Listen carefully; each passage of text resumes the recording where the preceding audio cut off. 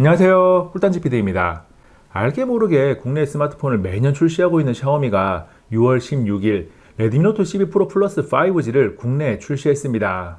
출시 가격이 59만 9,500원으로 지난 6월 8일 출시된 갤럭시 퀀텀4의 61만 8,200원과 비슷합니다. 중국평 시장을 타겟으로 하는 국내 정발 샤오미폰 치고는 가격이 다소 높게 책정되었는데 살만한 가치가 있을지 자세하게 살펴보겠습니다.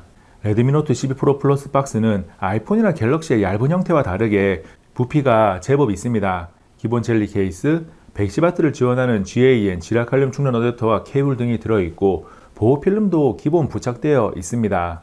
생긴 모습을 보면 직사각형 카메라 섬에 배치된 3개의 렌즈가 그동안 만나보지 못한 형태라서 낯선 느낌이 있지만 카메라 섬의 색상이 바디 후면과 깔맞춤해서 많이 이상하지는 않습니다. 후면 커버 아래쪽을 보면 레드미 5G부터 메이드 인 차이나, 파워드 바이 레드미 등이 쓰여져 있는데 굳이 여기에 써야 했을까라는 생각이 듭니다. 색상은 후면이 무광인 스카이 블루, 유광인 폴라 화이트와 미드나잇 블랙이 있습니다. 후면에서 측면으로 이어지는 부분을 보면 곡률이 적용되어서 둥글게 처리되었고 덕분에 한 손으로 쥐었을 때 손에 닿는 느낌이 부드러운 편입니다. 그립감이 괜찮은 편인 거죠.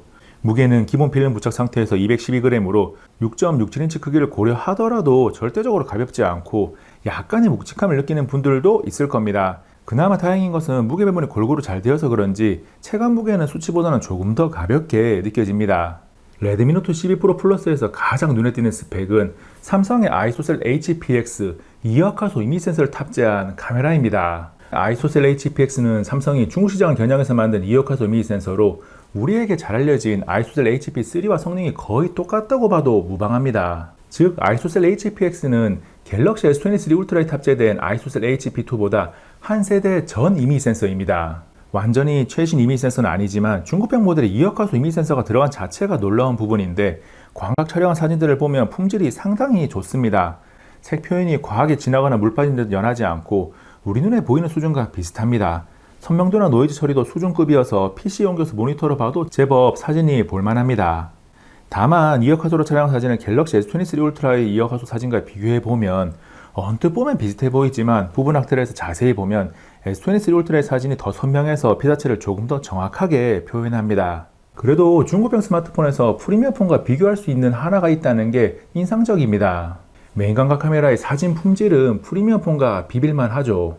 다음 800만화도 초광각은 광각렌즈와 물리적인 스펙 차이가 많이 심한데 촬영한 사진을 보면 의외로 쓸만합니다. 광각만큼 좋은 평가를 받을 수준까지는 아니어도 중국병 스마트폰에서 이 정도면 쓸만하지 정도는 됩니다. 광각과 초광각에 비해서 200만화도 접사 렌즈는 트리플 구성을 위한 구색 맞추기용입니다. 작은 스마트폰 화면으로 보면 그럭저럭인데 절대적으로 쓸만하지 않습니다. 그리고 갤럭시 A 시리즈의 접사와 다르게 영상 촬영까지 가능하다는 특징을 가지고 있지만 사진만큼이나 사용해야겠다는 생각이 들지 않는 수준입니다. 전면 카메라 촬영한 사진도 보면 훌륭하지는 않지만 후면 초광각과 마찬가지로 중고병 스마트폰에서 이 정도면 쓸만하지 정도는 됩니다. 사진에 이어서 영상은 기대하면 안 되는 수준으로 정지해서 촬영하면 그럭저럭 봐줄만 한데 움직이면서 촬영하면 떨림을 제대로 잡지 못해서 쓸만하지 않습니다. 레드미 노트 12 프로 플러스는 5000mAh 배터리를 탑재하고 있고 스펙상 최고 110W의 빠른 충전이 가능하다는 특징을 가지고 있습니다. 배터리 설정에 들어가 보면 충전 속도 가속이 비활성화되어 있는데 활성화를 하든 안 하든 0%에서 100%가 되는데 걸리는 시간은 거의 비슷합니다. 기본 설정으로 충전 시 100%까지 31분에서 33분 정도가 소요되었고 충전 속도 가속을 활성화했을 때는 100%까지 33분에서 35분 정도가 걸렸습니다. 차이점을 그래프를 보면서 설명하면 충전 속도 가속은 80%까지 굉장히 빠르게 충전을 하고 이후 다소 느려지는데 가속을 하지 않는 기본 설정은 균일한 속도로 충전을 합니다. 그래서 100% 완충이 목적이라면 충전 속도 가속을 사용할 필요가 없고 10분에서 20분 정도 짧은 시간 충전을 한다면 충전 속도 가속이 유리할 수 있습니다.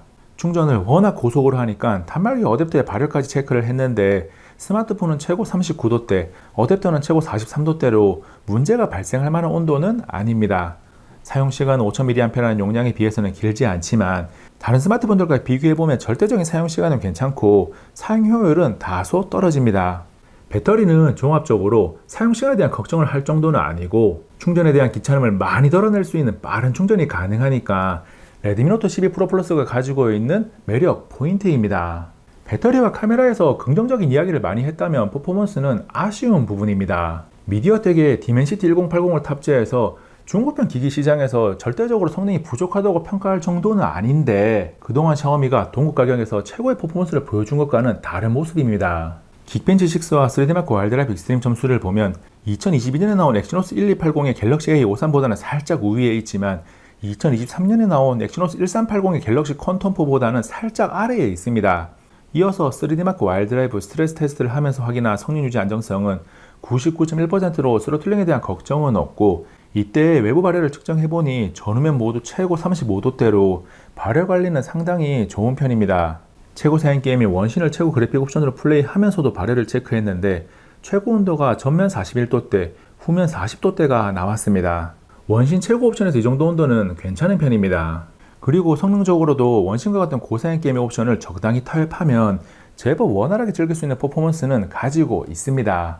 AP와 함께 성능에 많은 영향을 미치는 메모리는 LPDDR4X 8GB 램, UFS 2.2 256GB 저장 장치를 탑재해서 중고평 시장에서는 준수합니다. CPDT앱을 이용해서 읽기 쓰기 속도를 체크하고 PC마크의 스토리지 벤치마크를 돌려보면 UFS 2.2 치고는 높은 수치를 기록합니다. AP와 메모리가 만들어내는 퍼포먼스를 종합적으로 정리하면 샤오미 스마트폰을 찾는 소비자들이 원하는 포인트가 사라졌습니다. 국내에서 샤오미는 같은 돈이 들어갔을 때 조금 부족한 부분이 있고 중국폰이라는 심리적 거부감이 있더라도 강한 퍼포먼스가 이를 이겨내고 구매를 하게 만들었었는데 레드미 노트 12 프로 플러스는 성능이 부족하다기보다는 국내 출시 가격이 다소 높게 책정되었습니다. 레드미 노트 12 프로 플러스는 6.67인치 1080x2400 해상도와 120Hz를 지원하는 플로우 아몰레드 디스플레이를 탑재했습니다. 프리미엄 제품이 아니라서 베젤이 얇지는 않고 하단 베젤이 약간 더 두꺼운 형태입니다. 플로우 아몰레드는 삼성의 슈퍼 아몰레드나 다이나믹 아몰레드처럼 샤오미가 이름 붙인 아몰레드로 OLED 디스플레이입니다. 색조 연율을 측정해보면 sRGB 98%, P3 92% 정도가 나오고 돌비 비전 HDR10 플러스를 지원해서 영상을 보고 웹서핑을 하는 등 스마트폰을 불편함 없이 사용할 수 있는 준수한 디스플레이 품질을 가지고 있습니다. 화면 밝기도 일반적인 실내 환경에서 100% 554.6니트로 무난하게 사용할 수 있습니다. 다만 밝기 설정을 조절할 때 75%에서 150.3니트가 나오고 그 아래로 가면 급격하게 어두워집니다. 레드미 노트 12 프로 플러스의 오디오는 스테레오 스피커를 탑재하고 있고 3.5파이 포트가 있어서 유선 음향기기를 연결해서 사용할 수 있습니다. 스피커의 성능은 돌비 애트모스를 켜도 썩 좋은 편은 아닙니다. 고음이 다소 답답하게 느껴지고 전체적으로 소리가 조금 거칠게 표현됩니다. 스테레오 스피커 중에서 하위권에 있을 만한 성능입니다. 그 밖에 지금까지 이야기하지 않은 내용들을 정리하면 와이파이 6, 블루투스 5.2, 듀얼 유심을 지원하고 생활 방수 수준인 IP53 방수 방지 등급을 가지고 있습니다. 그리고 측면 전환 버튼에 지문 센서가 포함되어 있는데 반응 속도나 인식률이 충분히 좋아서 사용하는데 제한 사항이 없고 통화를 할 때 통화 녹음이 가능한데 통화 녹음을 한다는 음성 알림이 상대방에게 무조건 들립니다. 진동 모터는 G축 리니어 모터를 사용했는데 잔망스러운 잔떨림이 조금 있고 전체적으로 파워 자체가 조금 약한 편입니다. 2023년 6월 16일 출시된 레드미 노트 12 프로 플러스 5G 어떻게 보셨나요? 스마트폰 자체는 카메라나 배터리에서 확실한 장점을 가지고 있고 지나치게 떨어지는 부분이 없으니까 중고평 시장에서 경쟁력이 있는 녀석입니다.